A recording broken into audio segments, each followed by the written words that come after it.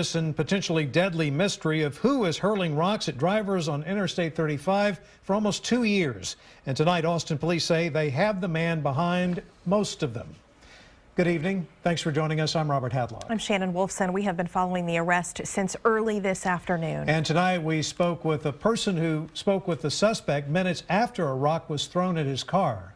This is Patrick Eugene Johnson's mugshot. He's well known to Austin police, city council, even us in the news media because of how often he spoke at city council meetings, reported crimes, and called in news tips.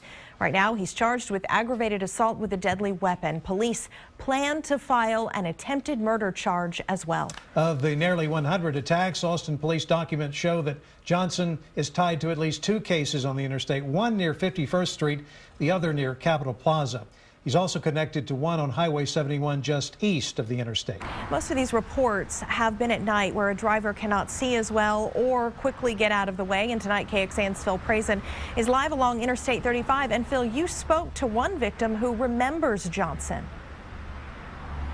Well, Robert and Shannon, police say the man targeting drivers on Interstate 35 is in jail tonight. And some of the stories they tell us are frankly quite strange.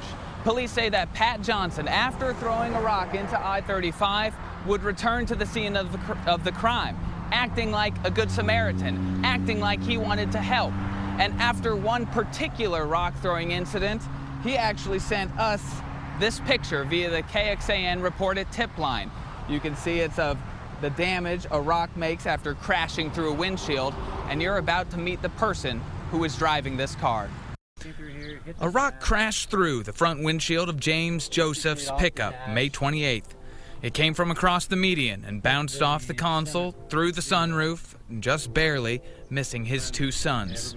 I knew exactly what had happened, based on everything we've seen on the news. And less than 5 minutes later, Joseph describes Pat Johnson walking up to take pictures of the damage.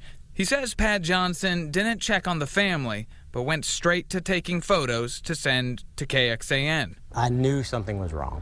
I knew, the coincidence. He mentioned it had actually happened to him twice.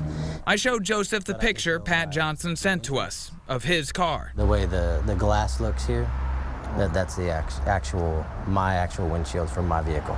After police switched the case to the organized crime unit, a detective called James Joseph again to retell the story. It's very strange.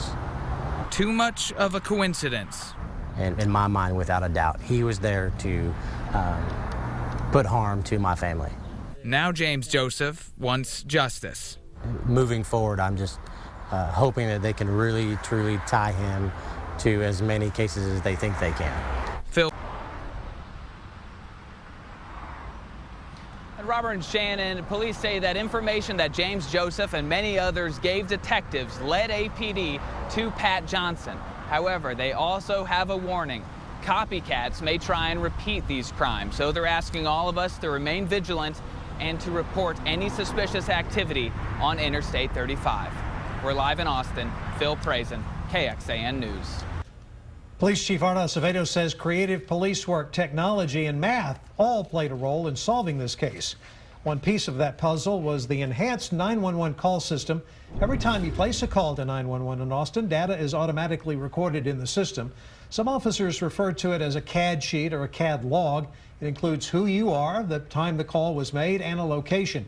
Chief Acevedo says the system recorded Johnson so many times in relation to the rock-throwing attacks that he became a suspect. They actually have talked to mathematicians to look at the probability of somebody seeing lightning strike in front of them, immediately in front of them, under these circumstances, and the probability was very, very low. The chief went on to say that it was almost impossible based on the number of times Johnson called 911.